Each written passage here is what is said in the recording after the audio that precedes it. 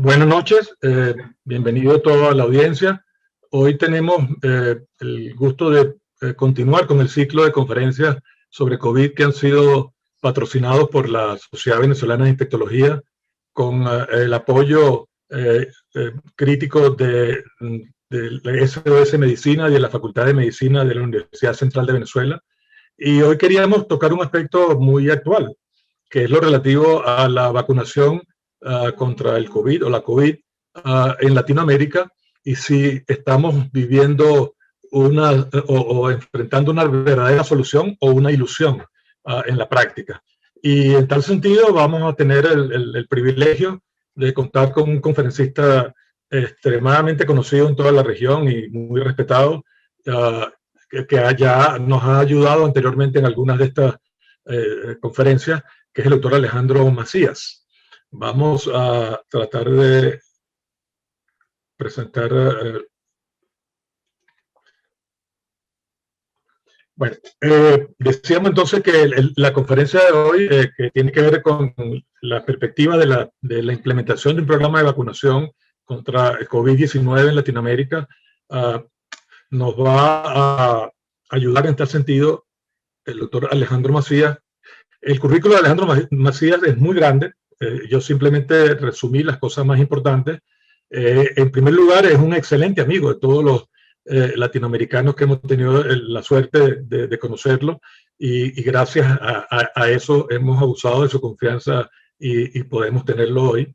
Pero es una persona con un currículum extraordinariamente impresionante. Él es internista, es infectólogo, con una maestría en biología molecular de enfermedades infecciosas. Es catedrático actualmente en la Universidad de Guanajuato, en México. Es miembro titular de la Academia Nacional de Medicina, autor y coautor de más de 100 trabajos o artículos publicados en revistas indexadas, autor o editor de 10 libros, y ha participado en más de 20 capítulos de libros. Y para todos es muy conocido que el doctor Macías es uno de los tuiteros más exitosos en el área médica de la región. Su tweet, @doctor Macías, tiene más de 276,000 seguidores en el último momento que pude hacerle seguimiento, de manera que es una figura de gran impacto. Todo lo que él opina, dice, tiene una alta reverberancia en toda la región.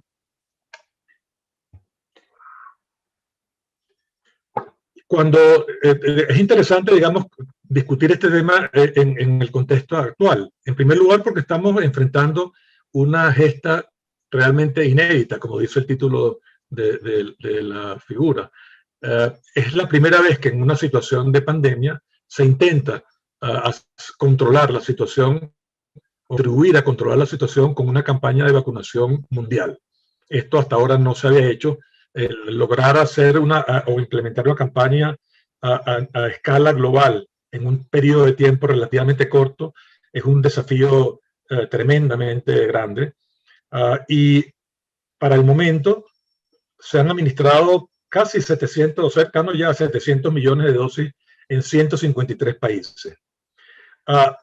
Sabemos que hay una gran variedad de vacunas, y eso es parte probablemente de la discusión de hoy que Alejandro nos va a ayudar, cada una con características diferentes, cada una con incluso efectividad diferente, pero se estima que las mejores vacunas hasta ahora han mostrado una efectividad de alrededor de un 95, 91, 95%.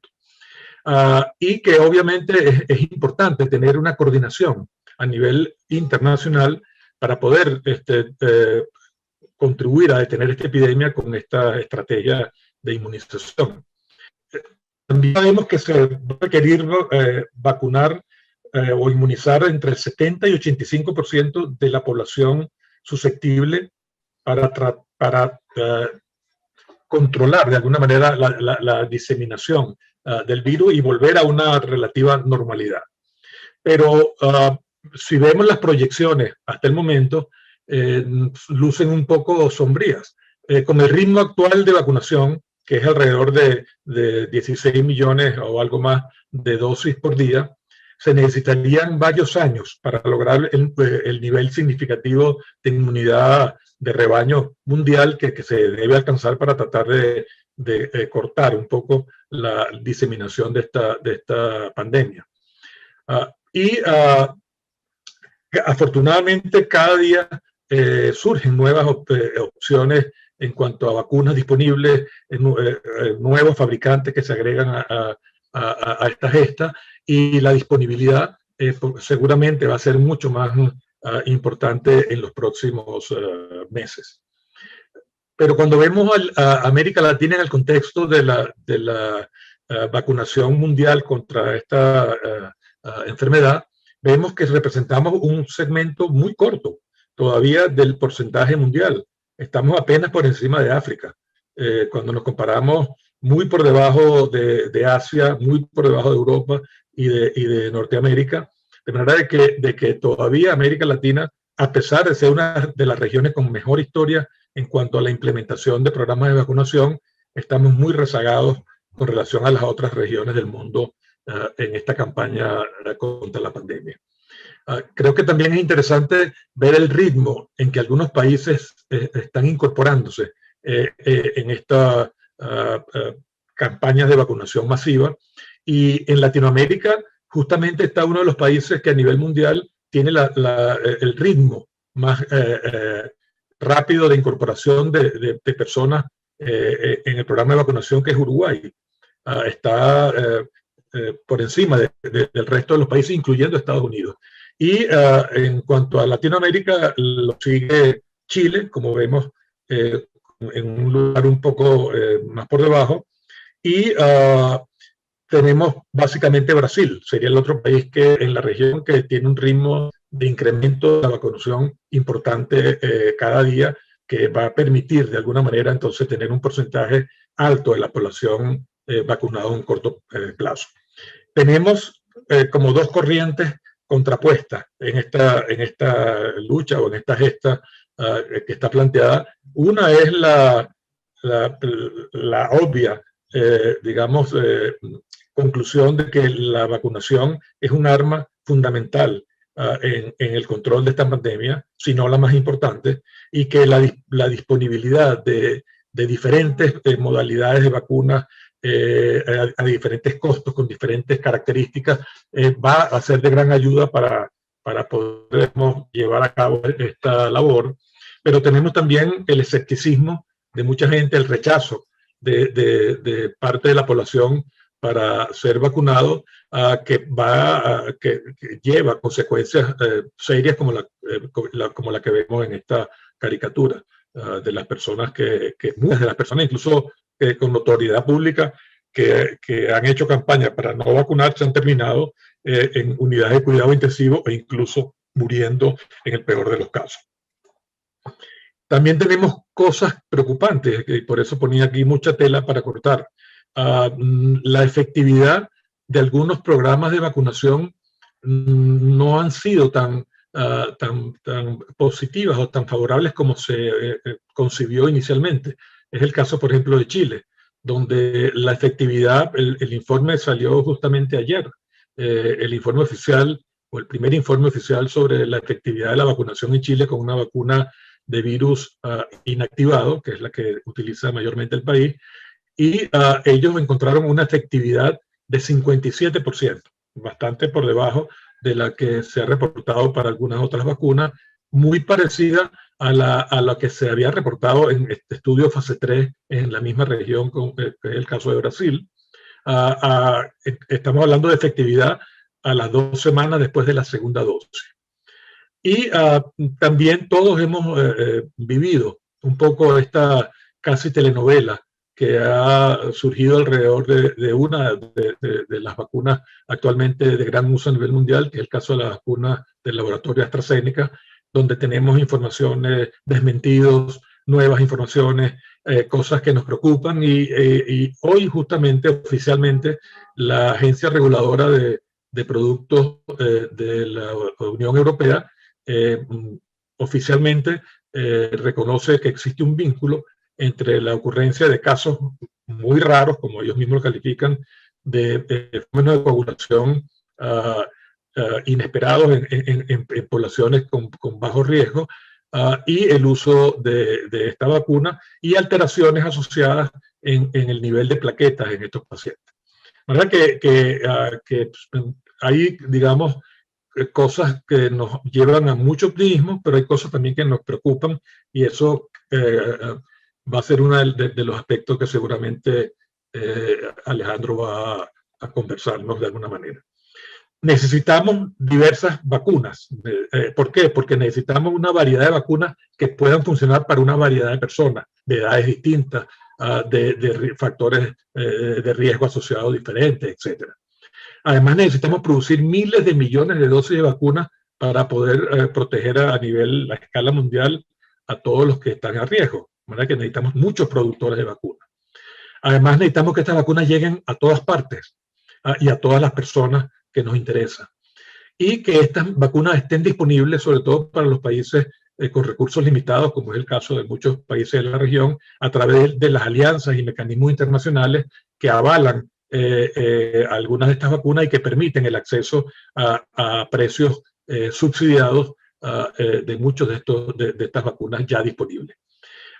Es muy probable que tengamos que desarrollar recomendaciones adaptadas a diferentes edades, a diferentes grupos de riesgo y recomendaciones que van a variar de acuerdo a la situación epidemiológica de cada país, ¿verdad? Que eso le agrega un poco de complejidad a la situación. Y hay una serie de preguntas todavía que quedan en el aire. Por ejemplo, ¿cuál es la mejor vacuna? Esa es la pregunta que quizás nos hacen más a todos cada día. ¿Qué pasaría si me pongo una segunda dosis de la vacuna? Si no me pongo, perdón, la segunda dosis de la vacuna en la fecha programada. Eso va a afectar. ¿Es preferible retardarla o no? Todas esas son cosas que también son importantes de aclarar. ¿Es posible intercambiar dosis de dos vacunas diferentes? ¿Existe ya información para que uno pueda sugerir este tipo de alternativa o no? ¿O debemos todavía esperar información al respecto? ¿Es realmente necesario o indispensable vacunar a los que ya se infectaron y por qué? Son preguntas también muy comunes. Si una dosis sola de la vacuna sería suficiente para los ya infectados. Muy importante porque también facilitaría los programas de vacunación en muchos países donde podría utilizarse más dosis para otros sectores de la población que requieren esta protección. Y también la pregunta también reiterativa de que si los inmunocomprometidos pueden vacunarse, en qué momento, si los niños pueden vacunarse a partir de qué edad, si las embarazadas y las lactantes también pueden vacunarse. Y en muchos países de la región y específicamente en Venezuela, una de las preguntas más comunes que recibimos es, doctor, ¿y yo puedo tomar después de vacunarme? Y creo que también es una pregunta, una respuesta que debemos tener importante. Entonces pareciera que el panorama o el futuro se nos presenta con dos panoramas posibles.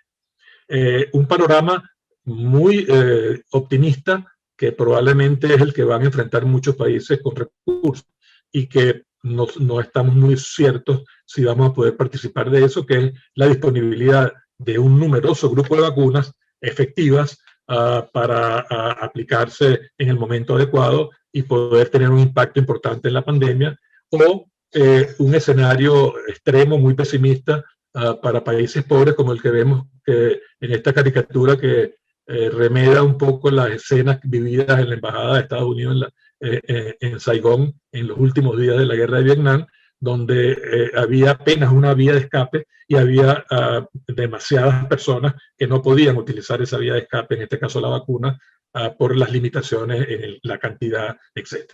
Entonces esperamos que con esta introducción podamos entonces tener respuesta a algunas de estas preguntas, y es lo que desearíamos de alguna manera que nos ayudara Alejandro en este sentido.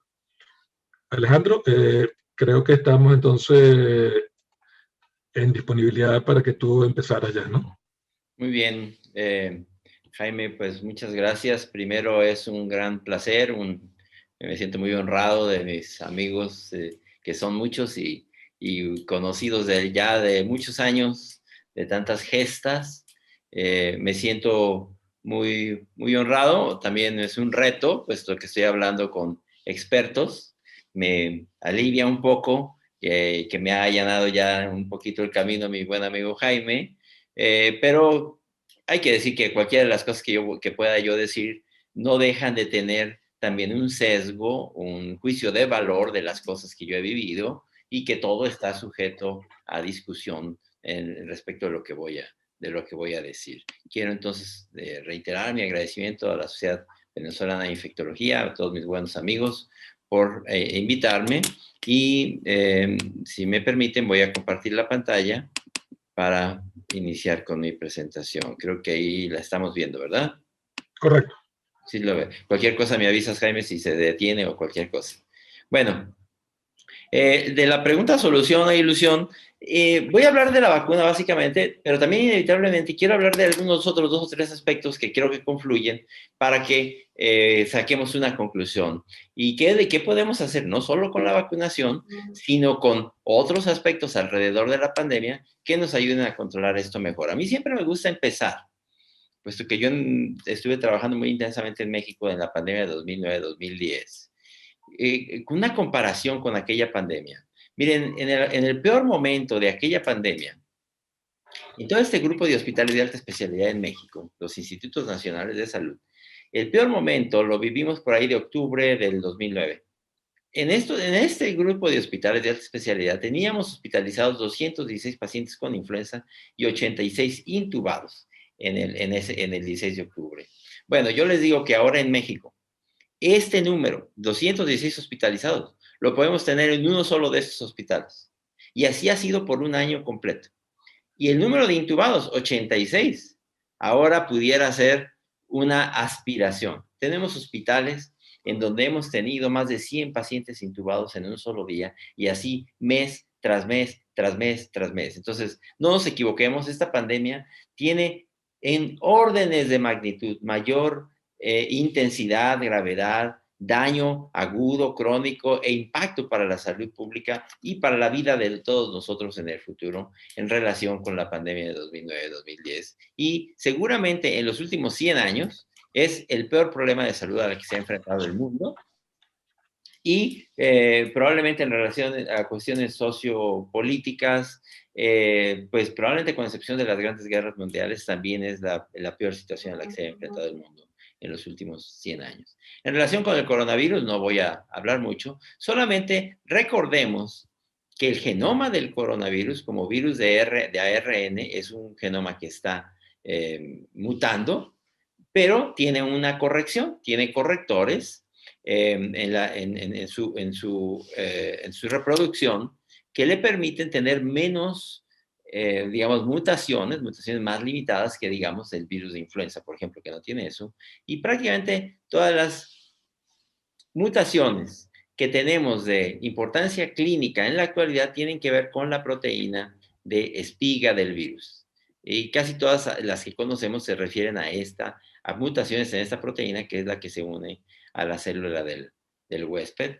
Y ahora mismo, hoy platicaba yo con mi buen amigo,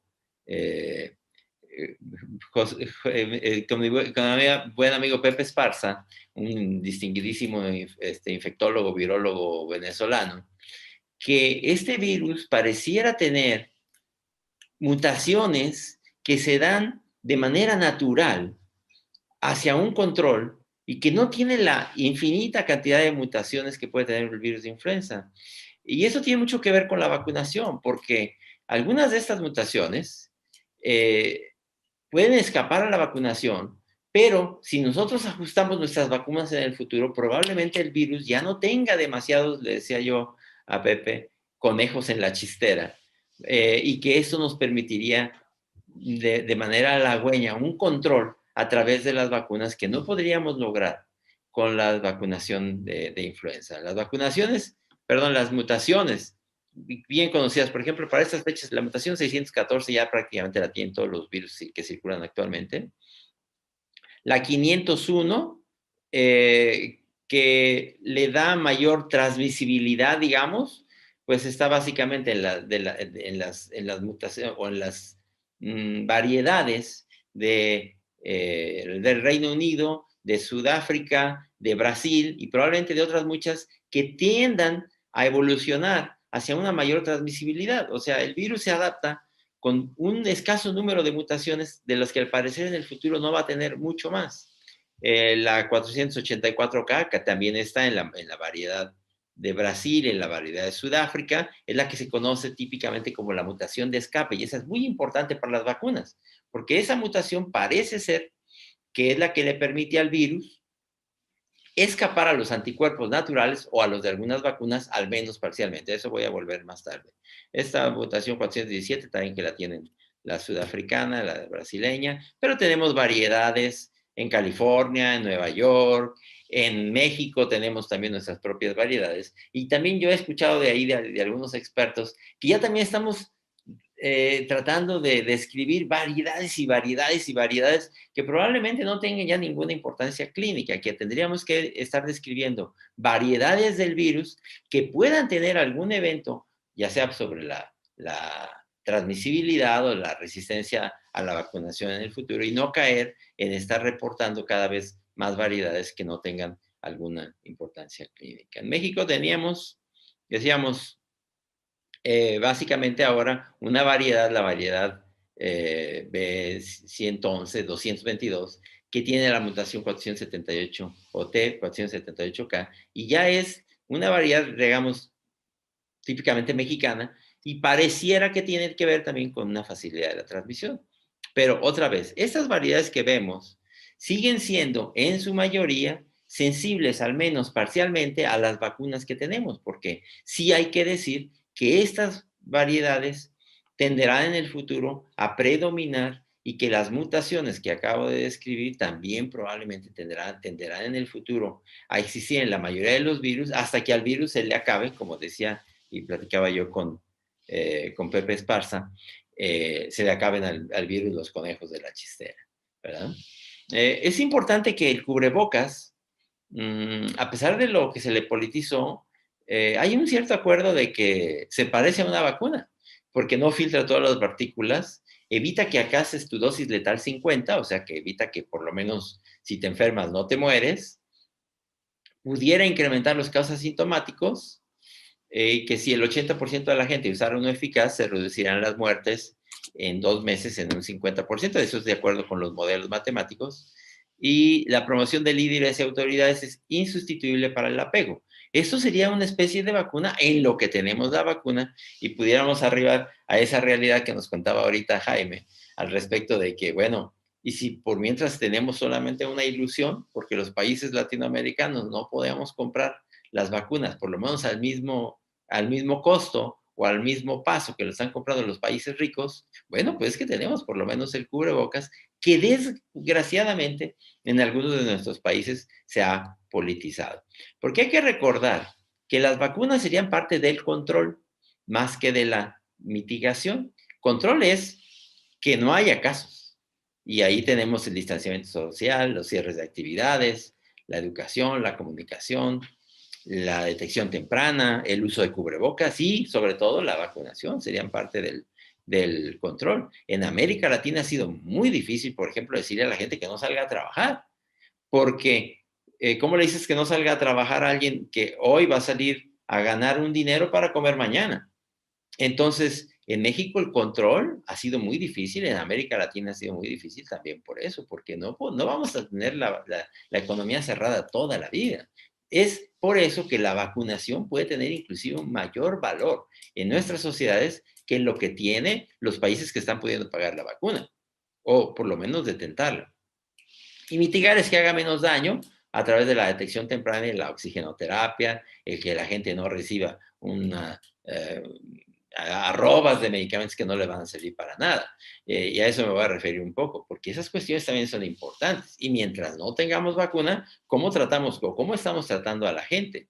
La clínica, creo que esto es muy importante. Recordemos que esta enfermedad da en las tomografías, en la radiografía de toras, lo que se llama una imagen en vidrio aquí en México decimos despulido, a mí no me gusta, creo que es más castizo decir es vidrio esmerilado, vidrio deslustrado, que evoluciona a un embaldosamiento y a una condensación, y cuando está afectado más del 50% de los pulmones, pues esos pacientes se nos van a terapia ventilatoria y hasta una máquina para respirar, y son los que finalmente se nos pueden morir. Pero hay que recordar que la hipoxemia tiene sus daños, porque frecuentemente olvidamos que perdemos tempranamente la oportunidad de manejar al paciente que llega con esa hipoxemia feliz que no se da cuenta, está saturando 80% y sin embargo sale de nuestras consultas, y me refiero a toda América Latina y en buena parte del mundo en desarrollo,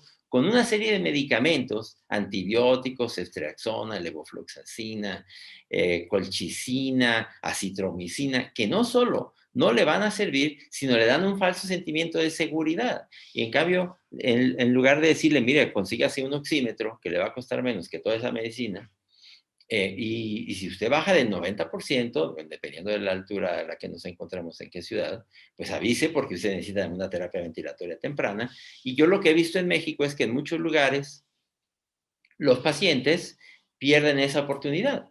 Perdemos esa oportunidad de manejar tempranamente, los mandamos a casa con una serie de medicamentos que no les van a servir, llegan al quinto día gravemente enfermos a los hospitales, no tenemos suficientes camas de terapia intensiva, no tenemos suficiente personal capacitado, y es un círculo vicioso el que estamos viviendo, porque cuando pudiéramos decir, bueno, los antivirales no funcionan del todo bien, funciona la dexametasona en determinado momento de la enfermedad, funciona, digamos, los anticuerpos monoclonales en determinado momento, pero además no los tenemos. ¿Qué es lo que funciona? ¿Cuál es el principal antiviral? El principal antiviral es el oxígeno.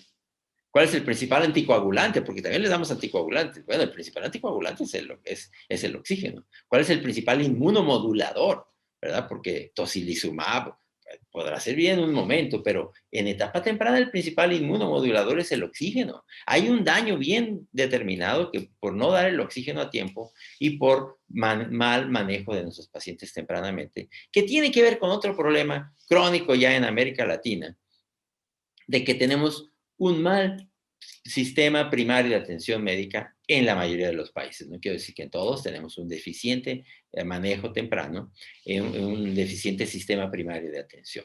Entonces, mientras tengamos la vacuna, tendríamos que tener un uso de las medidas de control, una detección temprana, un manejo temprano, que por desgracia tampoco estamos teniendo, y el no tener las vacunas se nos complica. Yo he dicho que si en los pacientes con diarrea lo determinante es la hidratación, no los medicamentos, no los antibióticos, en los pacientes con COVID lo determinante es la oxigenación, no los medicamentos. La oxigenación es para los pacientes con COVID lo que la hidratación es para los pacientes con diarrea. Eso a mí me queda muy claro del primer nivel de atención que por desgracia no estamos haciendo, por lo menos en buena parte de América Latina.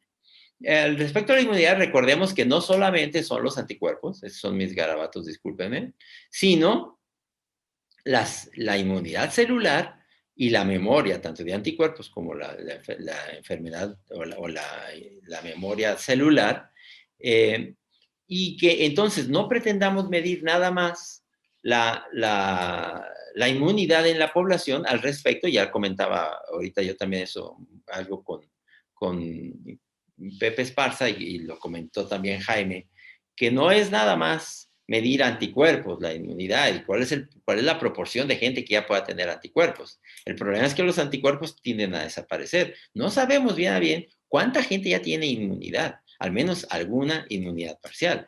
Y si nos atuviéramos nada más a la gente que estamos detectando esto que son los anticuerpos de tipo IgG, podemos estar subestimando la verdadera inmunidad que ya existe en la población. Probablemente la población, ya sea a través de inmunidad de tipo memoria de anticuerpos o de inmunidad celular, de inmunidad de linfocitos CD4, CD8, tuviéramos ya, después de la catástrofe que ha sido en buena parte de América Latina, una inmunidad de grupo superior a la que suponemos, y eso nos podría ayudar a tener esa inmunidad de rebaño que mencionaba también Jaime un poco más tempranamente de lo que se supone que tendríamos. A eso me referiré un poco más tarde. Miren, este es un estudio de muchos que hay, que muestra que el nivel de anticuerpos en 2 meses aproximadamente, 60 días, cae generalmente a la mitad, más o menos.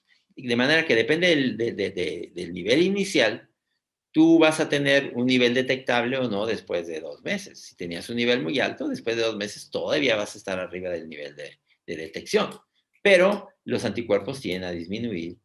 Se supone que también al disminuir los anticuerpos disminuye tu inmunidad, pero no se pierde completamente porque tendríamos esa inmunidad celular o la inmunidad de memoria también, que también induce la vacunación. Y creo que aquí también hay que hablar de que hay un cierto acuerdo de que la vacunación induce una mejor inmunidad que la propia enfermedad, al menos cuando hablamos de enfermedad asintomática o leve o moderada.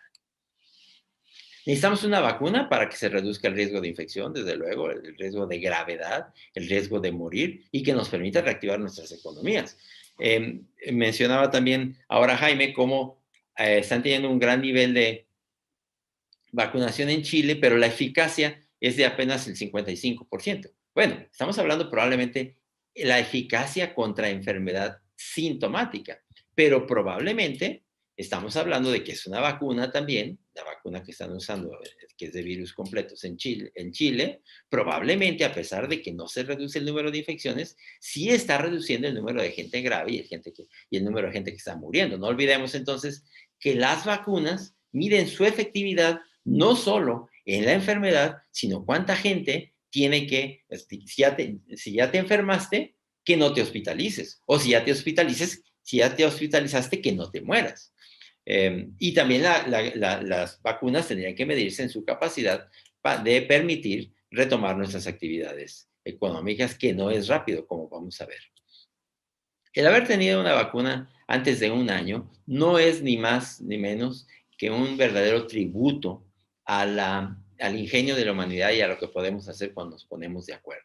Haber tenido una vacuna en menos de un año, desde su inicio, desde su ideación, desde la elaboración de estudios básicos en animales, fase 1, fase 2, fase 3, ahora los que están corriendo ya fase 4 en lugares donde se ha puesto masivamente la vacunación, distribución. Otra vez, es un tributo, una oda a la humanidad, y sin embargo, estamos viendo también que, como decía Jaime, países en donde en breve les van a sobrar las vacunas y el resto del mundo o el resto de nosotros que nos estamos peleando a veces por las migajas de vacunas que nos pueden dejar algunos países. Hay un buen sitio que es el tracker de vacunas del New York Times, a mí me gusta mucho.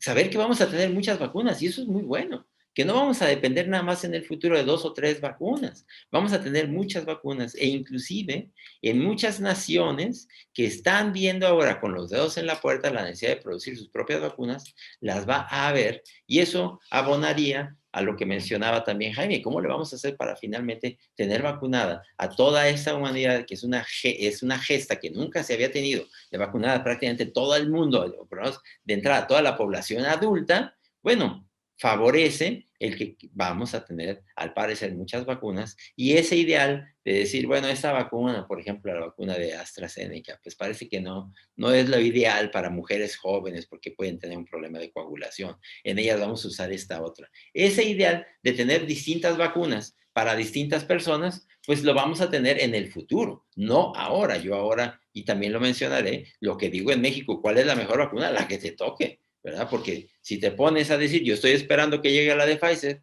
a mí me tocó una vacuna china, no la quiero, yo quiero mejor hasta que llegue la de Pfizer, es como el que va en un avión que se está derrumbando, le ofrecen un paracaídas negro y no quiere porque lo quiere blanco. Yo creo que en este momento vamos a poner las vacunas que tenemos, porque la evidencia es que aunque no van a evitar la enfermedad en todos los casos y algunas son más eficaces que otras, algunas pueden tener ventajas en el sentido de que, por ejemplo, las vacunas de virus completos, no está bien estudiado qué pasa con las variantes que no puedan estar bien, digamos, atendidas por las vacunaciones contra la proteína Spike. La mayoría de las vacunas que tenemos están dirigidas a la proteína de espiga, al spike, con excepción de las vacunas de virus completos, como las vacunaciones de la de Sinovac, la de Sinopharm, que son coronavirus inactivos, que pudieran a largo plazo quizás tener inclusive ventajas sobre las anteriores, porque son más policlonales, porque no solamente inducirían anticuerpos contra la vacuna, contra la proteína spike, contra la proteína de espiga, sino contra otros muchos determinantes antigénicos del coronavirus y pudieran dar una mejor protección contra las variables, por decir algo. No sabemos todavía todo eso. Entonces, otra vez, vamos a tener más vacunas. Qué bueno. En este momento, la mejor vacuna es la que te toque. Aquí están algunas de las líderes. También lo tomé del tracker del New York Times. En este momento, pues digamos, los líderes en el mundo son básicamente la de Pfizer, la de Moderna, de ARN mensajero, la Gamaleya de Rusia, de adenovirus 26 la primera, adenovirus 5 la segunda, la de AstraZeneca, que también voy a mencionar, es de virus de chimpancé, adenovirus de chimpancé, CanSino, de adenovirus 5 también, la de Johnson y Johnson Jensen, de adenovirus 26. Fíjense, aquí también hay una cuestión que creo que es interesante. Puede ser que las vacunas, y eso lo sabrá también mejor Pepe Esparza que yo, que las vacunas de adenovirus 26 funcionen mejor que las de adenovirus 5 porque hay más anticuerpos en la población contra adenovirus 5 que contra adenovirus 26. Pero puede ser que a fuerza de estar usando adenovirus 26 una y otra vez, en el futuro vayamos a tener en la población anticuerpos contra el adenovirus 26 y esas vacunas tienden a ser menos eficaces quizás en el futuro. Es otra de las cosas que no sabemos. Por eso, en este momento, pues vamos a usar las vacunas que tengamos y el tiempo ya nos dirá cuáles son las mejores y las peores. Las de China, que son básicamente de virus inactivos, y recientemente, ayer, por ejemplo, en México se aprobó la vacuna de la India, la del el desarrollador de Bharat, que es también una vacuna inactivada semejante a las vacunas chinas. Esto se conecta con lo que decía Jaime también, cómo vamos a lograr la inmunidad de rebaño. Pues generalmente le restamos al 1, le restamos 1 sobre la tasa de transmisión del virus. Recuerden el R0, el índice de infectividad.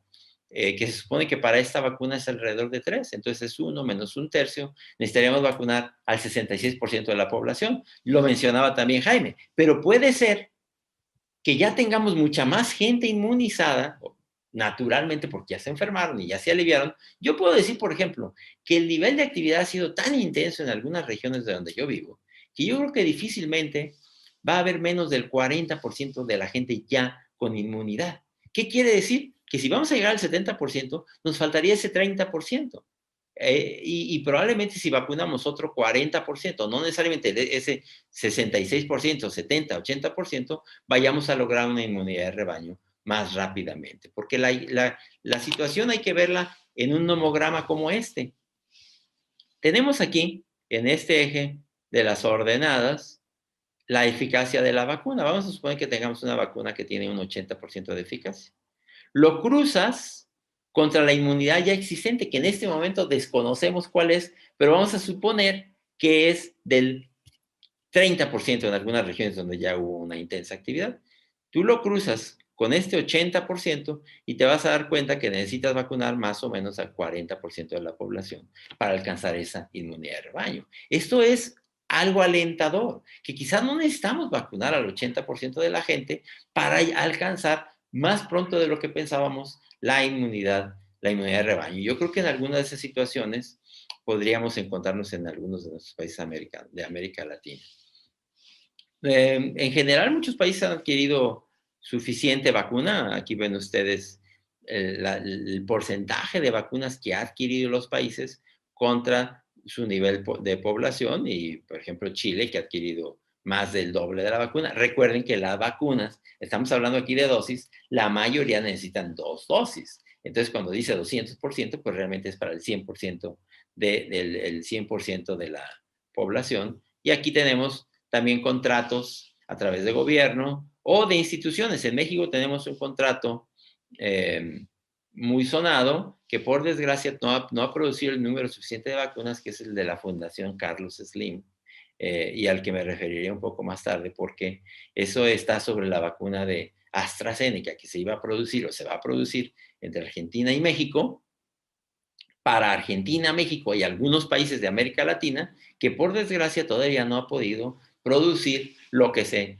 esperaba. Mucho ha tenido que ver también con que la vacuna de AstraZeneca, como mencionaba Jaime, ha tenido un poco de mala suerte entre informes, probablemente descuidos de la compañía en la manera en la que se protocolizó, desmentidos, y ahora los coágulos, que es más o menos 1 por millón, y por eso detenemos a veces vacunaciones en lugares. Yo escuché, por ejemplo, del presidente venezolano que detuvo la vacunación porque se está causando grandes problemas en todo el mundo, cuando la verdad es que si acaso se está causando un problema grave de vacunación por 1 millón de dosis de vacunas. ¿Y qué puede hacer 1 millón de dosis de vacunas? Puede salvar mucha enfermedad, mucha muerte.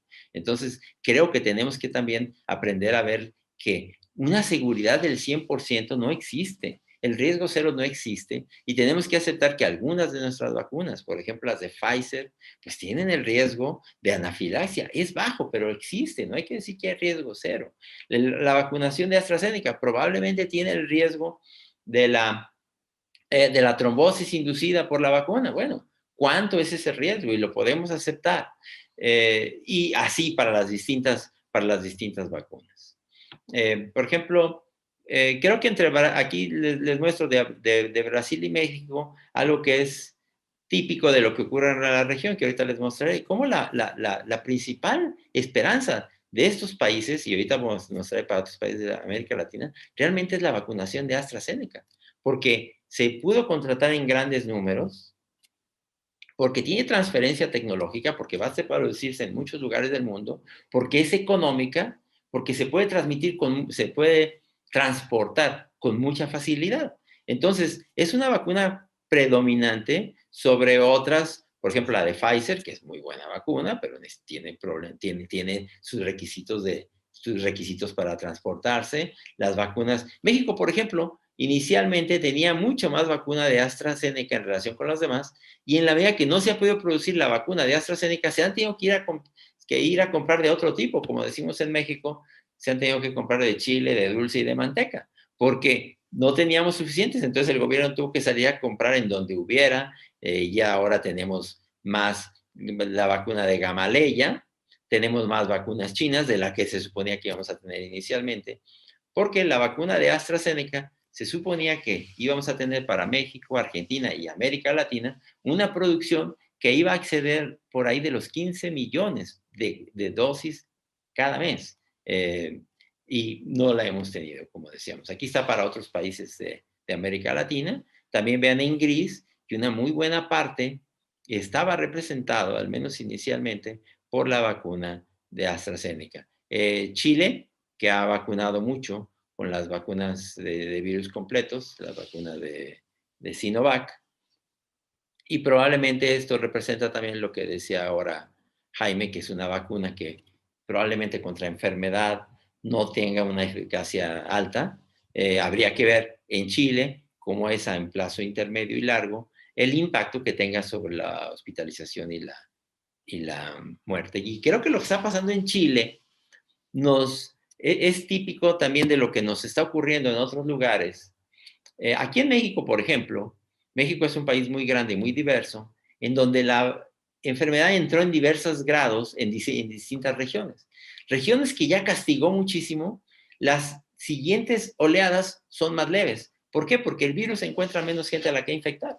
Y regiones que aparentemente estaban muy bien controladas son las que se prenden. Y a nivel de países está ocurriendo. Está ocurriendo ahora mismo con Cuba, por ejemplo, que parecía tener un buen control, pero ahora están teniendo una intensa actividad precisamente porque están pagando, es el precio del éxito, del control previo que tuvieron. Y creo que también eso está pasando en algunas regiones de Chile, en Uruguay inclusive, y que el hecho de vacunar intensamente no significa que vas a lograr un control de la noche a la mañana, porque es precisamente lo que está pasando ahora mismo en Chile. México está incrementando rápidamente la vacunación, no como quisiéramos. La vacunación en México se descarriló inicialmente porque no llegó la vacuna la vacuna de Pfizer, que iba a llegar inicialmente como un puente en lo que se tenía la vacuna de AstraZeneca. Se detuvo la llegada de la vacuna de Pfizer y prácticamente en un mes estuvimos sin vacunar nada en México. Recuerden que en México somos 126 millones de habitantes y hemos aplicado menos de 10 millones de dosis. Considerando que la mayoría de estas dosis necesitan la mayoría de estas vacunas necesitan 2 dosis, pues todavía tenemos un porcentaje muy bajo de la población. Pero hay que decir que México está avanzando y ya recientemente, por ejemplo, esta es una lámina de ayer o antier, ya se vacunaron 300,000 mexicanos en un solo día. Desde luego que podemos hacer más que eso, pero si estuviéramos vacunando 310,000, 350,000, estaríamos vacunando 10 millones por mes, que ya de acuerdo a lo que decíamos, a lo mejor a ese nivel no vamos muy rápido, pero podemos aspirar a tener una inmunidad de rebaño relativamente pronto. Y esta misma situación podemos estarlo viendo, insisto, en diversos países de América Latina. Aquí están las dosis administradas por 100 personas. Decíamos, son dosis. Y aquí también vendría la discusión de si, ¿qué es mejor? ¿Poner esquemas completos, como se ha hecho en buena parte del mundo, o hacer lo que hicieron en el Reino Unido? Primero ir por una primera dosis para todo el que se pueda y después preocuparse por las segundas dosis. Yo sigo pensando que en las situaciones de dificultades logísticas que significan tener tantas vacunas distintas, es mejor ir primero por la primera dosis para todos los que se pueda y poco a poco ir completando las segundas dosis. Porque en la historia de la vacunación nunca se ha perdido la primera vacuna por no poner la segunda a tiempo, ni se ha perdido la eficacia de la segunda dosis. Insisto, eso es una cuestión de discusión y creo que lo podemos también comentar al terminar. Es evidente la rapidez con la que van de América Latina, algunos pocos países, básicamente ahora ya también Brasil, pero sobre todo Chile, Uruguay y los demás mucho más lentos. Y algunos países que tienen todavía, estamos hablando de Venezuela, Honduras, Guatemala, Paraguay, Ecuador, Salvador, tasas minúsculas. Y a ese paso tendríamos inmunidad de rebaño probablemente en varios años, si bien nos va para América Latina. De acuerdo con la experiencia de Israel, la vacunación disminuye no solo la enfermedad grave y la muerte, también los portadores, también la transmisión de la enfermedad, por lo menos la vacuna de Pfizer, las vacunas de ARN mensajero, y probablemente eso sea válido para otras vacunas. Pero este es un concepto importante también. Una vez que tú ya empiezas una intensa campaña de vacunación, no esperes los resultados al día siguiente. Si tú empiezas una intensa campaña de vacunación, puedes tener necesidad de esperar al menos un mes después de que completaste esa inmunidad de rebaño para sentirlo ya en la salud pública, como lo ven aquí. Ellos vacunaron sobre todo inicialmente los mayores de 60 años, alcanzan un alto nivel de vacunación, como ven aquí, y sin embargo lo ven en la población hasta un mes después, en los hospitales, en la disminución de enfermedad y muerte en ese grupo, puede tardar un mes. Entonces, nadie crea que porque empieza a vacunar intensamente hoy, va a tener un resultado ya visible, palpable, el día de mañana. Hay que tener esa paciencia porque no se reduce de inmediato. ¿Por qué? Porque la principal presión está sobre las terapias intensivas y no necesariamente hay solamente gente avanzada ahí. Ahí hay gente de menos de 60 años, por ejemplo, y hay gente que ya estaba enferma y se queda atorada en terapia intensiva varias semanas. Y entonces no esperemos otra vez tener un resultado de la noche a la mañana. El avance global de la vacunación, estoy de acuerdo con ese tracker del New York Times, aquí estamos a esos 700 millones ya llegando, que nos comentaba también Jaime, es muy diverso en diversas partes del mundo. Es evidente que algunos países van a salir muy rápido con su inmunidad de rebaño, particularmente Norteamérica, Chile, Uruguay, probablemente Brasil, buena parte de Europa, Arabia, los Emiratos Árabes y los demás, vamos a ir mucho más lentos. De acuerdo con proyecciones, por ejemplo es de la unidad de inteligencia de The Economist, vamos a alcanzar la inmunidad de rebaño en el 2021 en muy pocos países, básicamente Estados Unidos. Ahora, esto era de enero. Ahorita podríamos agregar también Chile, Uruguay muy probablemente, Europa, Israel, los Emiratos Árabes, Arabia, probablemente Arabia Saudita. Y los demás podríamos tener que esperar hasta después del 2023. Ahora, si tuviéramos mucha más gente ya inmune de la que pensamos, como yo creo, y podemos avanzar más rápido de lo que pensábamos, muy probablemente podríamos ser optimistas de que si no vamos a tener una inmunidad completa, vayamos a tener una situación mucho más manejable ya para el segundo semestre de este año. Si podemos empezar por lo menos, yo lo que digo en México, ¿cuántas? Pues no sé, pero que no estemos hablando de cientos de miles de vacunas, que ya para un país de 120 millones de habitantes, digamos, ya estamos vacunando decenas de millones de mexicanos. Yo creo que ese será el momento en que, digamos, podemos aspirar a que en breve vamos a tener, si no una inmunidad de rebaño completa, ya una inmunidad de grupo que nos permita ir retomando nuestras actividades y que entonces ya esa vacunación no sea, como dice el título de la plática, una ilusión, sino que sea una realidad. Yo creo que entonces tenemos los elementos, porque creo que se ha enfermado mucha más gente de la que pensábamos. Podemos vacunar porque va a haber más vacunas una vez que ya Europa y Estados Unidos literalmente se harten de vacunas y nos empiecen a compartir las vacunas al resto del mundo. Y sumemos sobre la inmunidad natural que ya tenemos y creo que podemos llegar a una mejor situación. Y este panorama que no es nada halagüeño, podamos ir contra los momios y salir a la mejor para el siguiente invierno ya sin tanta intensidad. Ojalá que lo logremos. Aquí hay distintos mapas de las distintas vacunas. Vean, por ejemplo, la de Pfizer, que es una vacuna de Europa y Norteamérica para fines prácticos y parcialmente de otros países.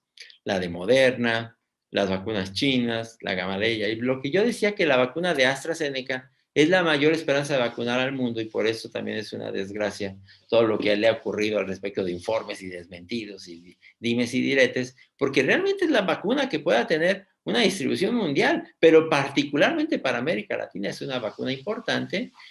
Como pueden ver aquí en el mapa de los países en donde que estaban planeando sobre esta vacuna, y por desgracia es una vacuna que está atorada. En América Latina se va a producir básicamente entre Argentina, México y Brasil. Por desgracia, sigue atorada esa vacuna. La vacunación masiva en México y en buena parte de América Latina, donde se iba a designar esta vacuna, depende de que la planta de Leomont en México certificara su planta de acondicionamiento. Eso ha ido lento. No se ha certificado completamente la planta que suponía que ya debía estar produciendo en marzo y ha pasado lo mismo que ha pasado con las vacunas. No hay suficientes frascos para llenar la vacuna. No hay, no sé, suficientes argollas, suficientes tapones. Y aunque tengamos la planta, no tenemos frascos. Y esa ha sido una desgracia. Yo creo que esta vacuna, que estaba muy bien planteada como una vacuna internacional, se ha detenido por desgracia, por eso, por informes, por desmentidos y ahora por cuestiones logísticas y porque la vacunación está teniendo una distribución muy poco equitativa en todo el mundo. ¿Son eficaces entonces las vacunas contra las nuevas variedades virales? Sí, la respuesta es sí, al menos parcialmente, pero es una carrera contra la vacunación. Probablemente en el futuro los virus van a evolucionar hacia, aunque tengan un número limitado de mutaciones significativas clínicamente, pero van a evolucionar hacia variedades que tengan algún escape sobre los anticuerpos naturales y que permitan reinfectar, o algún escape sobre las vacunas y tengamos que estar remodificando las vacunas. Pero aquí y ahora funcionan. No va a ser fácil vacunarse, particularmente en América Latina. Va a ser un poco como ese juego que conocíamos, por lo menos aquí en México, de serpientes y escaleras, y ya parece que vas avanzando, te regresan, y finalmente necesitas un buen conecte, una conexión, una palanca para que alguien te permita vacunarte. Y ha pasado, por ejemplo, con el gremio médico en México, que se han vacunado a otros gremios, pero no se ha terminado de vacunar al personal de salud, del que todavía falta mucho. Y entonces, ¿cuál es la mejor vacuna? Si tú te vas solamente a las eficacias, puede ser que consideres que la vacuna que te tocó, por ejemplo, la de Sinovac, la vacuna de virus completo, tenga una eficacia de solo 50%. Ya se había descrito eso, que es lo que está pasando en Chile. Y sin embargo, prácticamente todas estas vacunas, cuando estudias contra eficacia en muerte, se acercan al 100%. Entonces, ¿cuál es la mejor vacuna? ¿Cuál prefieres? Pues sí, si puedes escoger, pues tú dime la que tú quieras, pero si no, ponte la que te toque. Y esa es una situación que estamos viendo ahora en México, donde hay al menos de 5 vacunas diferentes. La mejor vacuna es la que te toque. Vamos a tener que hacer otros cambios. En el futuro creo que tendremos que ir mucho más a la cultura de la ventilación en América Latina. Somos muy dados a ponernos el abrigo, no salgas al fresco, te vas a enfermar, mira, aquí hay corriente de aire, te vas a enfermar. Pero lo que sabemos ahora es que este virus se enferma precisamente en lugares cerrados y mal ventilados. Tendremos que ir hacia una cultura de la ventilación. Hay buenos medidores para checar la ventilación, como estos medidores de CO2. Vean lo que pasa en un vagón del metro en la Ciudad de México. Se considera un nivel normal de ventilación como alrededor de 400, vean ustedes, cerca de 2000 en un vagón. Si esta población no la tenemos vacunada, bueno, tiene todavía la defensa del cubrebocas, pero aún en estas condiciones tenemos que ir a una cultura de la ventilación, y por fortuna en buena parte de América Latina podemos ventilar, no nos congelamos como en muchas regiones del mundo, en donde abren las ventanas y se congelan. Creo que eso será una cultura. Hay dilemas éticos. Por fortuna en nuestros países los grupos antivacunas son pocos o no tienen la fuerza, pero en el mismo nivel de alguien que diga que no tengo derecho o que tengo derecho a no usar cubrebocas, hay quien tenga derecho a no vacunarse. Lo vemos todavía en los hospitales con quien aduce a su derecho de no ponerse la vacuna de influenza. Hay un castigo por infectar a alguien, por ejemplo, en los hospitales. ¿A quién vamos a vacunar primero? Y el uso político que se está haciendo de eso, ahorita vamos a hablar de un poquito ya para terminar de los grupos. ¿Qué vamos a privilegiar? ¿Los años salvados o las vidas salvadas? ¿Vamos a vacunar a los viejos o a los niños o a los jóvenes para salvar más años que vidas? ¿Pueden los países ver por sus intereses primero? Bueno, pues será un problema ético, pero lo están haciendo. Es evidente que los países están, independientemente sobre de cualquier acuerdo internacional, ellos van a acabar primero sus vacunaciones y ahí hay una lección, eso es aleccionador. Tenemos que producir vacunas en el futuro y si no, nos va a volver a pasar lo mismo. Y yo creo que también los políticos en el futuro no podrán estar desdeñando la ciencia como lo han hecho a mansalva, prácticamente sin ninguna consecuencia. Yo creo que tendremos que tener en el futuro políticos que atiendan a la ciencia y desde luego que eso significa atender a los programas de vacunación, a la investigación en ciencia, al desarrollo de vacunas. Yo he dicho que México, por ejemplo, con sus universidades, sus capacidades, podía ser un gran productor internacional de vacunas. Lo fue. Y México es un gran productor internacional de vacunas en veterinaria, que no es más que lo mismo. Pero estamos entercados en exportar lo mismo de siempre. Tenemos que pensar de manera diferente. En México y en buena parte del mundo, estamos actuando a vacunar primero a la gente en alto riesgo de complicaciones, al personal de salud, pero no hemos acabado con el personal de salud, que en buena parte del mundo son prioridad. Trabajadores clave para servicios.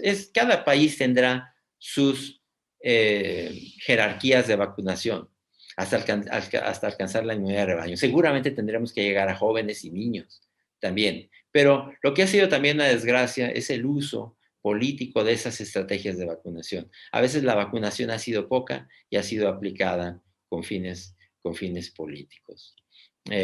Vamos a tener que ver un cambio en el futuro, estoy por terminar, pero ¿cuándo vamos a volver a ver una plaza llena, el Papa dando la bendición a una plaza llena? Esto va a tener cambios. Aquí está Trump bajando de su primer acto de campaña, cabizbajo. Yo creo que nadie no hubiera perdido la presidencia con un mejor manejo, una mejor atención a la ciencia, ¿verdad? Es paradójico que dejó un muy buen contratos de vacunas y se lo dejó servido en charola de plata al siguiente presidente, un gran sistema de vacunación de COVID y sin embargo un manejo desastroso de la comunicación y una desatención a la ciencia. Nuestros políticos tendrán que ver más atención a la ciencia y si no, lo tendrán que pagar en las casillas de votaciones. Eso es lo que todos esperamos. Probablemente vamos a cambiar la posición, el orden económico mundial va a cambiar. La vacunación, vean ustedes, la vacunación en los Estados Unidos, el drive-thru, y aquí tenemos también nuestro propio drive-thru. Vamos a tener que pensar más también en vacunación de adultos, pero esta es mi última proyección, que dice, como en las academias militares, que si quieres la paz, prepárate, que si quieres la paz, prepárate para la guerra. Esto que nos pasó en América Latina no nos debe volver a pasar. Necesitamos más inversión en salud, más y mejores terapias intensivas. Ha sido un desastre lo que hemos vivido. Necesita mejor preparación América Latina contra desastres. Y sí, América Latina necesita fabricar sus propias vacunas, así sea entre consorcios de nuestros países, pero no nos puede volver a pasar tampoco lo que nos está ocurriendo, que estamos esperando esa ilusión de cuando tengamos finalmente las vacunas, que por desgracia no estamos produciendo en suficiente cantidad y podríamos haberlo hecho. Vamos a aprender estas lecciones y ya no nos queda más que sacar lo mejor que podamos esta pandemia, pero prepararnos para que esto que nos pasó no nos vuelva a pasar y la siguiente pandemia la podamos librar mucho mejor que esta. Muchas gracias por su atención. Dejo de compartir la pantalla. No sé, quién tome ahora la palabra. Jaime, ¿quién tomaría la palabra ahora?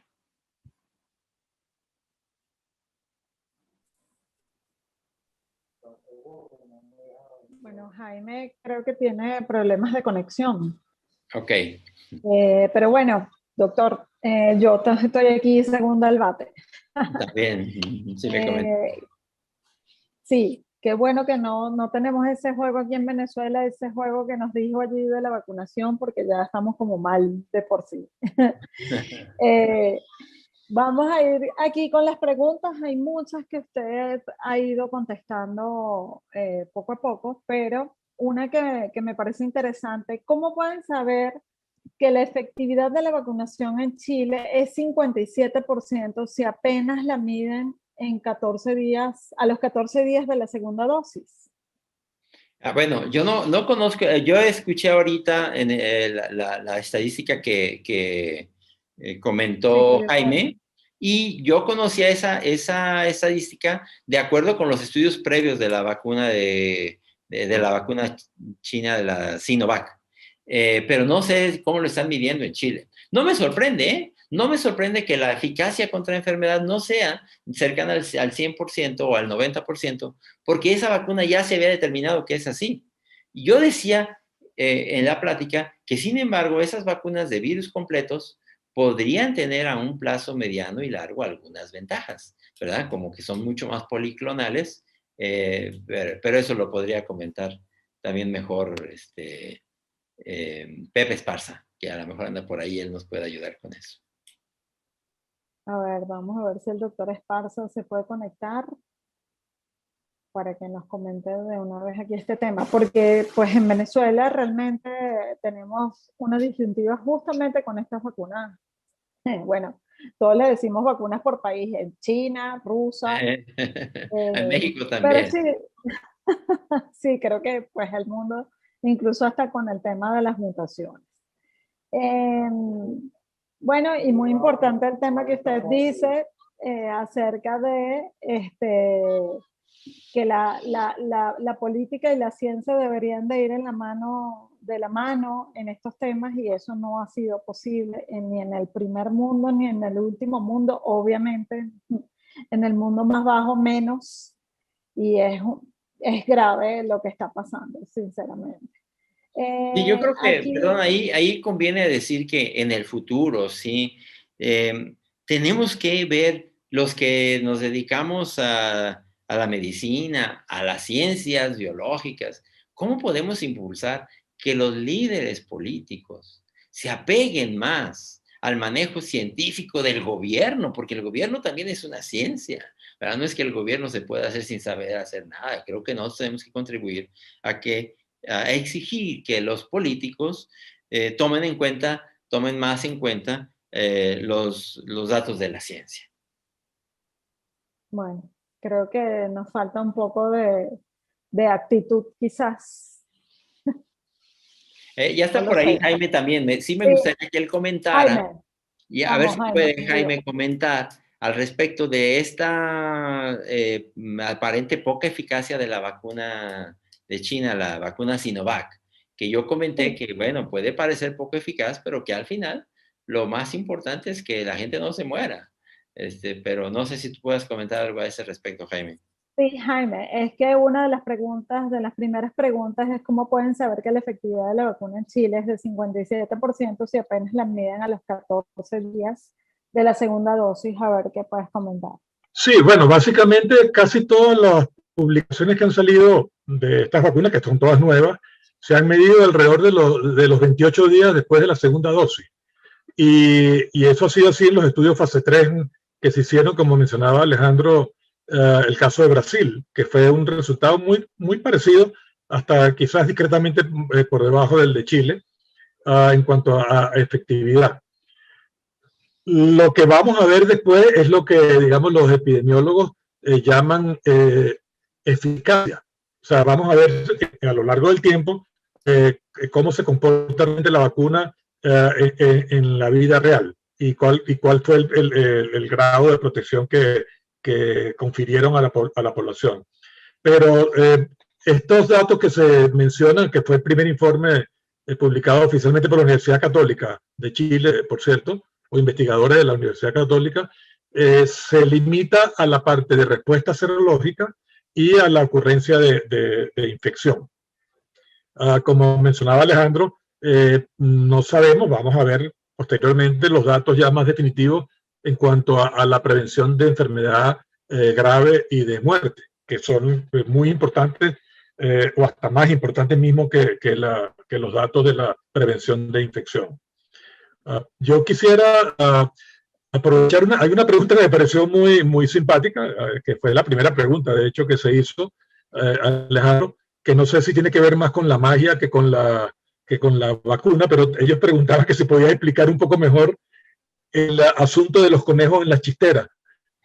Y si ya hemos visto lo peor de las variaciones en cuanto a las mutaciones virales. Sí, mira, o sea, esto es muy interesante porque, por ejemplo, los virus de influenza que no tienen correctores de mutaciones tienen un número ilimitado, perdón. El virus de influenza tiene una capacidad infinita de mutación. Va a seguir mutando y prácticamente no lo vas a detener. En cambio, el coronavirus tiene un corrector de mutaciones y no tiene demasiadas mutaciones. De hecho, es sorprendente que las mismas mutaciones se van dando más o menos de manera espontánea en distintos lugares del mundo, que son la 614, la 501, la 484, pero parece que cuando el virus, es lo que platicaba antes de la plática con Pepe Esparza, cuando ya tiene la mutación 614, que ya tienen casi todos, y luego adquiere la 501, que le permite transmitirse mejor, y luego adquiere la 484, que le permite resistir a algunos anticuerpos, y que probablemente luego adquiere la 417 y la 452. Así, en México tenemos la 478. Parece que tiene ese número limitado, es lo que decía, son conejos de la chistera, porque es una alegoría a los magos, ¿verdad? Que los magos dicen, ya se me acabaron los trucos porque ya no tengo más conejos en la chistera. Yo creo que este virus tiene un número limitado de conejos en la chistera y eso es a favor de nosotros, porque quiere decir que a lo mejor con 2 o 3 cambios de vacunas vamos a tener suficiente en el futuro y vamos a poder controlar esto con relativa facilidad a través de programas de vacunación. No así los virus de influenza, que esos siguen mutando de manera prácticamente infinita y una enorme variedad y es prácticamente infinita el tipo de mutaciones que puedan dar. Yo creo que a eso me referí. Perfecto. No sé si todavía está conectado José Esparza, pero podríamos abusar un poco de nuestra amistad y pedirle comentarios a este respecto. ¿Ha habido alguna información no publicada, José, sobre la idea de que las personas que se reinfectan con las mutantes, digamos, tipo surafricana, incluso hasta quizá la misma brasilera, pudieran desarrollar anticuerpos un poco más generales, como más protectores contra las otras variedades del virus? Si eso pareciera ser verdad o no, y qué piensas tú entonces de la posibilidad de que lleguemos como a un nivel donde ya el número de mutantes peligrosas o de escape ya sea despreciable y que podamos contar con vacunas más o menos estables? Creo que ya no está por ahí, ya lo había yo buscado. Jaime, Flor Pujol. Sí. Hola, Bueno. Jaime. Flor. Pues está Flor, que también es una excelente colaboradora y con la que tenemos tanta confianza como para también abusar un poco y pedirle su opinión a este respecto. Sí, por eso me atrevo, porque creo que José se retiró. Hoy oí una charla de Tulio de Oliveira. Tulio de Oliveira es un grandísimo evolucionista viral en el mundo y está en Sudáfrica justamente. Y él justamente expuso que las personas infectadas con la B1351 producían hasta un mayor título de anticuerpos que los vacunados, cosa que no es la realidad con los virus salvajes, y además que protegía tanto contra virus salvajes como contra los virus de la variante, pues. Entonces eso significaría una buena noticia en el sentido de que lo mismo que decía el doctor Macías en su interesante charla, de que el espacio donde puede mutar el virus es finito y que quizás una segunda generación de vacunas donde se incorporen las mutaciones de estas variantes, en particular la E484K, entre las que habría que incorporar, podría entonces proteger contra todo tipo de virus. Puede ser que después nos salga con una sorpresa el virus, pero sí hay inmunidad cruzada de las personas que han visto variantes, pues. La sudafricana, que es la que más evade, pues. Muy bien. Gracias, Flor. Eso. Muchísimas gracias, Flor. Alejandro, no sé si conoces personalmente Flor. Flor es una viróloga venezolana muy respetada y está involucrada en la secuenciación de las variantes que hemos tenido también en Venezuela. De manera que su opinión es extremadamente valiosa para nosotros. Claro, qué bueno. Qué bueno, gracias. Mira, había una pregunta que me pareció también muy interesante, que era, ¿pueden los centros de vacunación convertirse en la práctica también en centros de diseminación de la infección?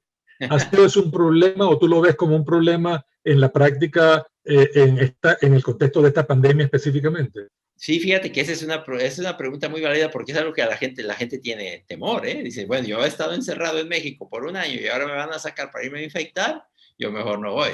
Pero por lo menos lo que yo he visto en México es que los grandes centros de vacunación han cuidado la ventilación. Creo que eso es muy importante, ¿eh? Si tú vas a salir, aunque hagas filas en exteriores y haya una buena ventilación, el riesgo es muy bajo. Eso sí ya lo sabemos de este virus. Ese es un virus que se respira. Y en condiciones de buena ventilación no te infecta. Es muy difícil que te infecte. Entonces, si tú vas a estar haciendo inclusive la fila con una distancia de 1 metro del que está delante de ti, estás en exteriores, y cuando entras en el centro de vacunación está razonablemente bien ventilado, yo creo que el riesgo es muy bajo, ¿eh? Hasta donde no se ha dado ese fenómeno. Y yo creo que los centros de vacunación deben cuidar eso. Básicamente, que se mantenga la ventilación, que eviten los atiborramientos en lugares cerrados para que no salga peor, como se dice en México, el remedio que la enfermedad. Hay una pregunta que se ha repetido y que me gustaría tu opinión, obviamente, Alejandro, y Flor podría también ayudarnos quizás al respecto.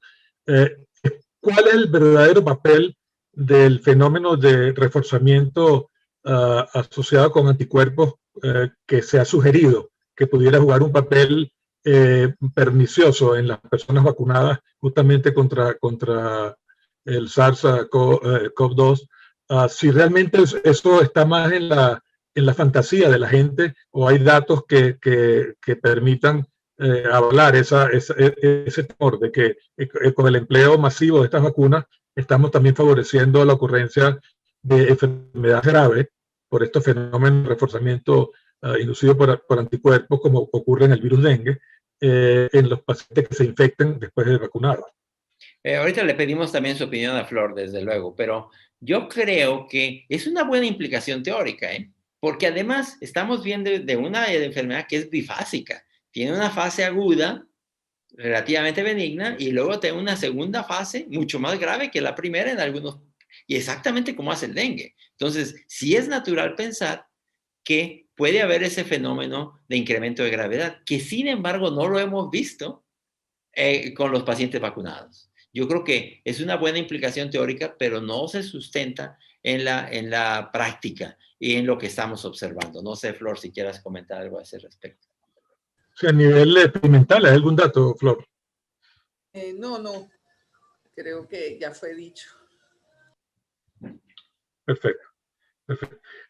Una cosa, Alejandro, una pregunta que tiene que ver obviamente con todos los últimos desarrollos en cuanto a la vacuna AstraZeneca. ¿Tú estarías de acuerdo en que en los programas de vacunación de nuestros países se utilizara esa vacuna solo para personas por encima de los 55 o 60 años, o todavía piensas que debería utilizarse en forma amplia en cualquier grupo de edad? Mira, Jaime, eso depende de en qué etapa del tiempo lo quieras ver. Si tú me dices 2025, a lo mejor para entonces podemos escoger. Aquí y ahora no podemos escoger. Tenemos una situación, como decimos en México, en donde estamos cogidos con los dedos en la puerta. Y no podemos, por una estadística que te dice que puede haber un daño en 1 de cada 1.000.000 para mujeres jóvenes, o que determinados grupos de edad pueden tener una eficacia un poco menor de la que tendrían en otros grupos de edad. No podemos hacer esos cambios logísticos. Simple y sencillamente el sistema no nos da y no tenemos las vacunas para eso. Hay que aceptar que es una buena vacuna, que en estos momentos hay que ponerlo como podamos, como hizo el Reino Unido, ni más ni menos, y ya después, con los años, veremos si podemos tener, como decías tú al principio, políticas en donde determinados grupos de edad tengan una vacuna, determinadas condiciones epidemiológicas tengan una vacuna. Yo tomé un comentario que tú hiciste en nuestro chat y de hecho lo puse en el Twitter porque me pareció muy interesante y creo que eso va a ser en el futuro.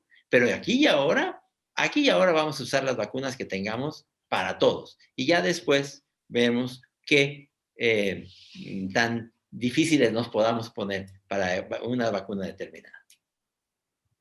Perfecto. Alguien nos ha hecho, o varias personas nos han hecho preguntas que quisiera algún comentario tuyo al respecto en cuanto a los efectos adversos más importantes que esperaría o las precauciones que tú recomendarías con el uso de las vacunas de RNA, digamos, de la plataforma similar a las de Pfizer y Moderna. ¿Cuáles crees tú que han sido en la práctica los mayores problemas de efectos adversos y cuáles precauciones tú recomendarías a las personas, por ejemplo, que son alérgicas, o que no se han vacunado nunca con esta vacuna, pero que tienen alergias importantes o alimentos o han hecho problemas de anafilaxis en el pasado por otras circunstancias? Sí, hay que decir que las vacunas de ARN mensajero, como la de Pfizer, la de Moderna y la vacuna alemana, la CureVac, se están usando por primera vez en la historia de la humanidad.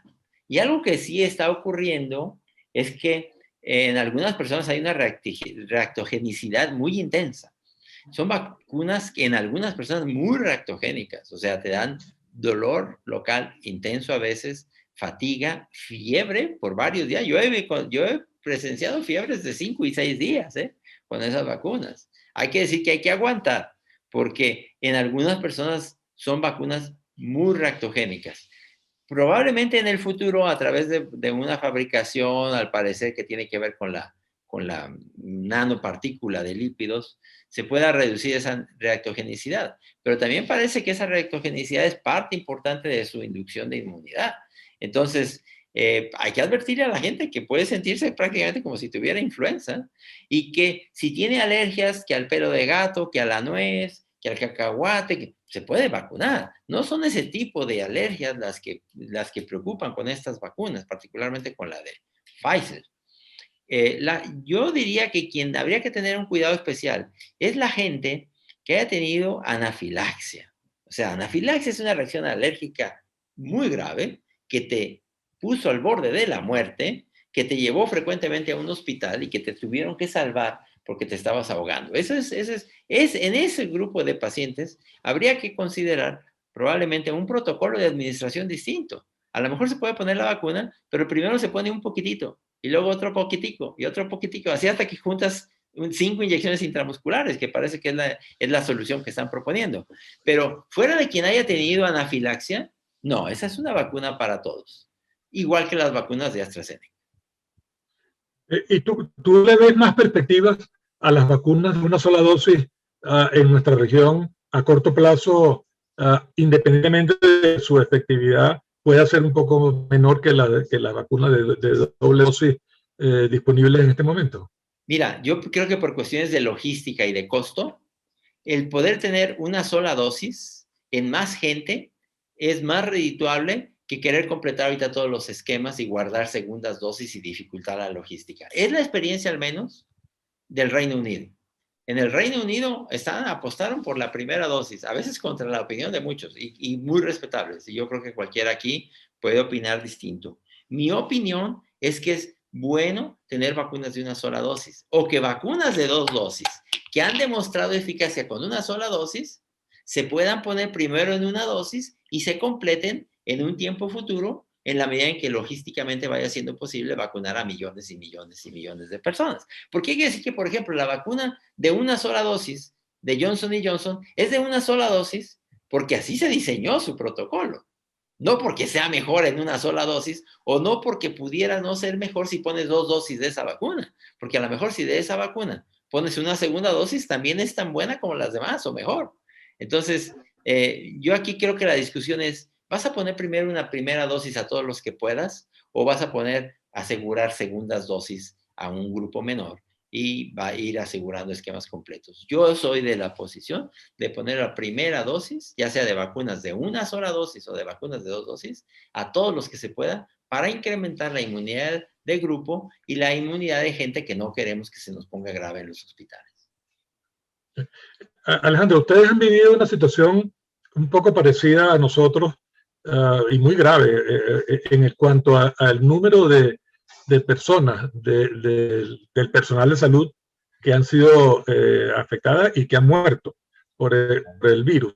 En el caso de Venezuela, la impresión de algunas personas es que está como sobre representada la figura del gremio de salud, porque los registros de muertes son mucho más confiables que los registros que ofrecen las autoridades en cuanto a las cifras de muertes en general de la población. Y tenemos comparativamente un porcentaje de muertes atribuibles a infección en trabajadores de salud que puede estar por el orden de un 20% de la totalidad de muertes del país, cosa que parece absurda.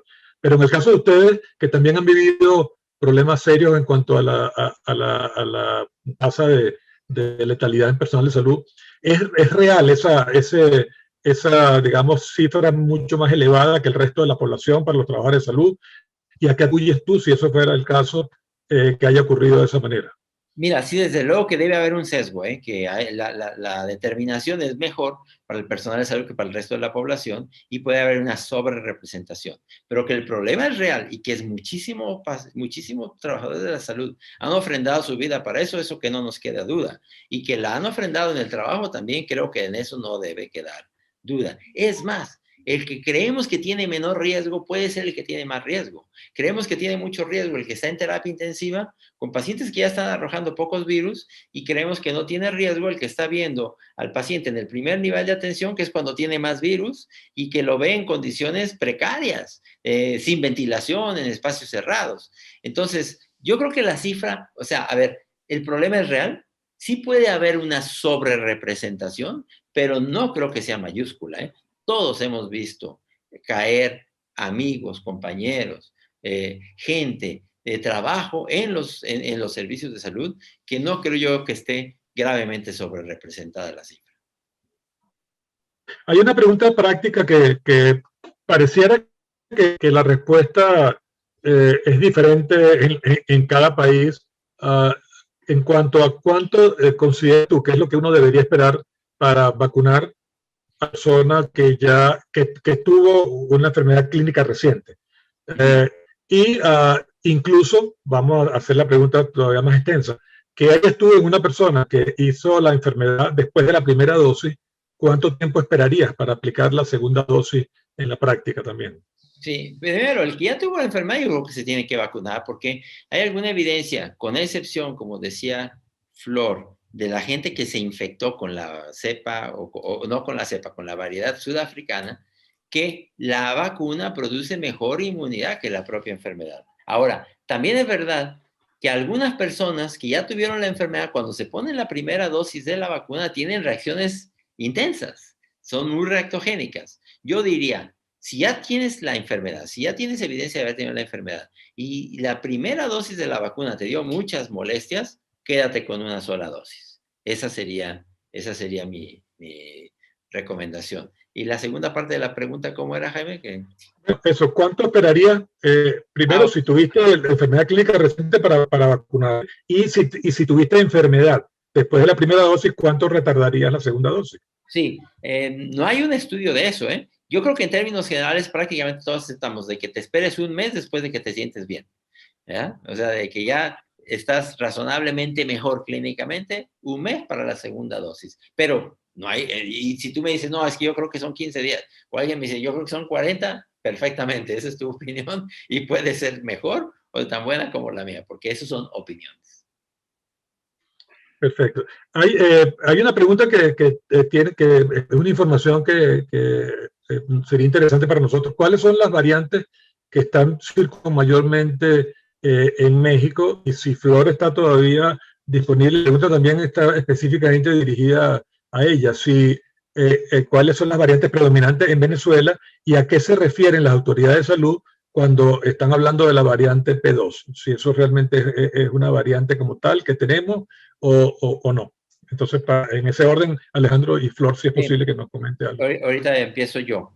En México todavía no tenemos circulando intensamente la variedad inglesa, ni la variedad sudafricana, ni la variedad brasileña. En México tenemos una variante típicamente o predominantemente mexicano, que es la que tiene la mutación T478K, que se conoce como el linaje B111, creo que 222.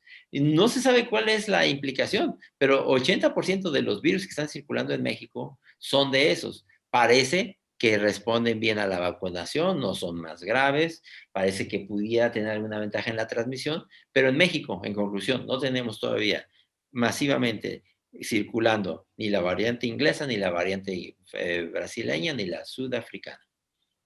Sí, adelante, Flor. Flor, ¿tenían un comentario al respecto? Sí, definitivamente, y creo que es bueno aclararlo. La variante P1 está predominando ya Bolívar, Región Capital, Monagas, Anzoátegui, Nueva Esparta ya entró. Y si bien no hemos hecho los genomas completos, hacemos un pequeño fragmento que equivale, pero vemos las mutaciones. Y hemos visto la progresión entre enero, febrero, marzo. Yo puedo intuir que ya en abril probablemente va a estar todo el país predominando variante P1.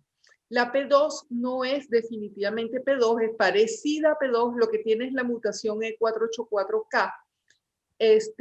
Y podría ser sencillamente que surge porque a menudo se ha visto en reinfecciones. Por lo tanto, no reviste, de hecho la P2 no la tiene clasificada la OMS como variante de preocupación, sino como variante de interés, ¿no?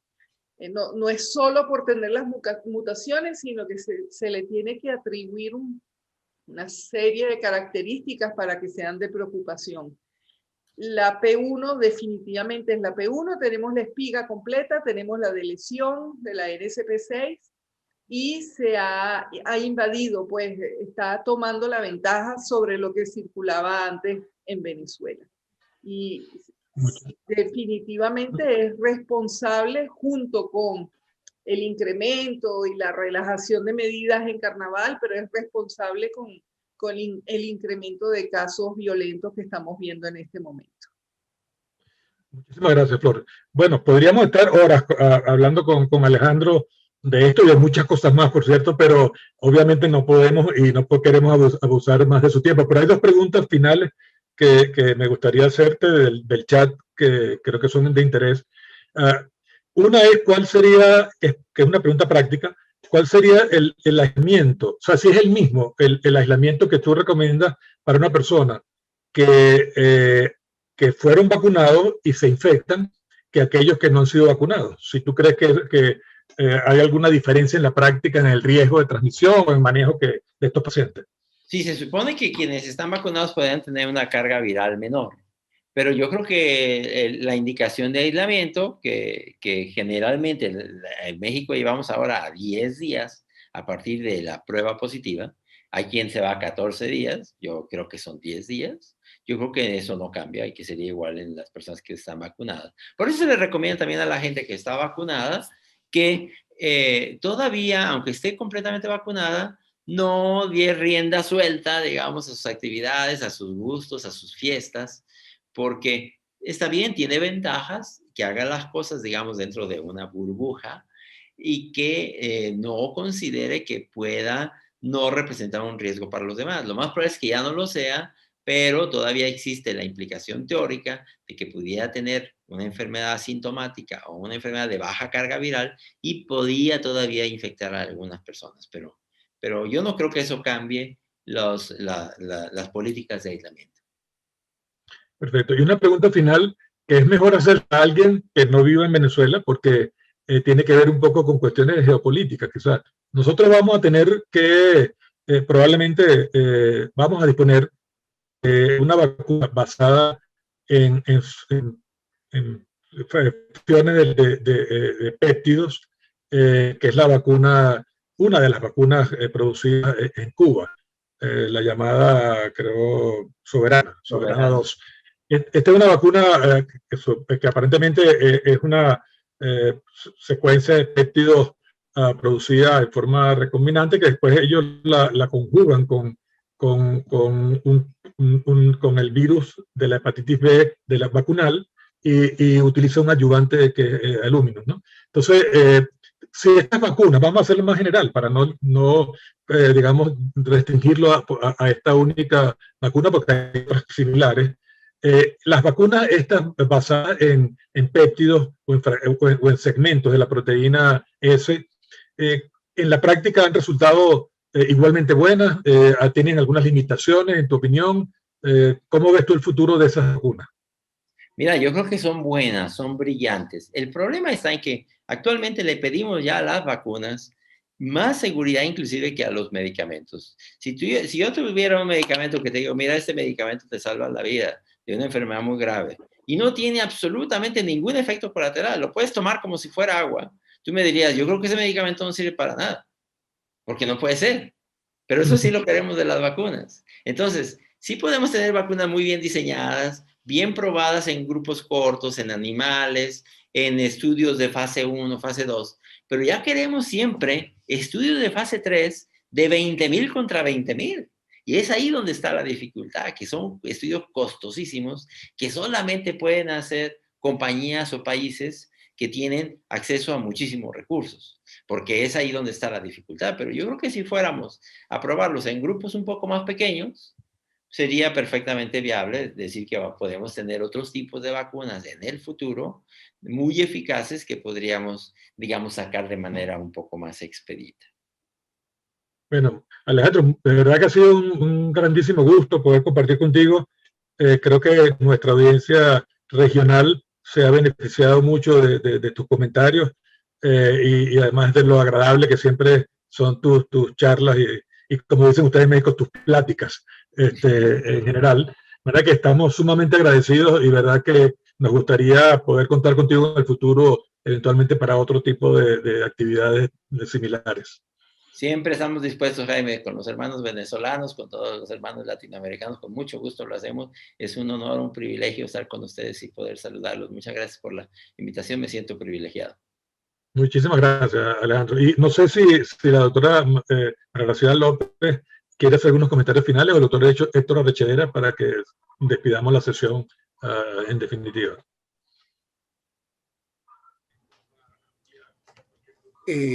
Bueno, yo como siempre agradecerle al doctor Macías, a la excelente coordinación del doctor Jaime Torre, a la Sociedad Venezolana de Infectología y bueno, y agradecerle en nombre de la Facultad de Medicina de la Universidad Central de Venezuela por compartir su conocimiento y el conocimiento de todos nuestros profesionales como Flor Pujol, como el doctor José Esparza, quienes nos dan luces en medio de esta sombra que particularmente estamos viviendo en Venezuela.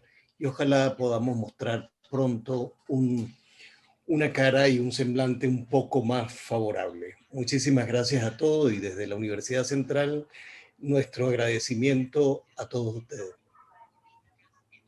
Gracias. Hasta luego.